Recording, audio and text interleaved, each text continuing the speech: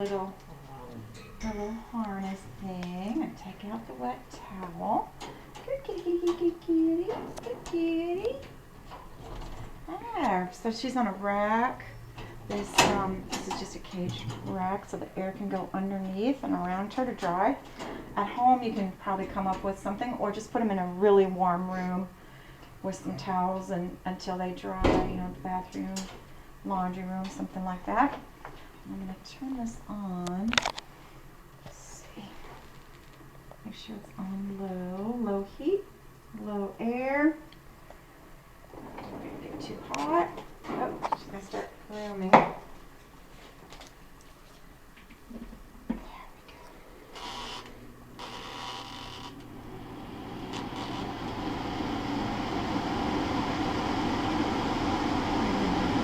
When she's dry, we'll brush her out. And just use another long handled brush and brush her so she looks all smooth and clean.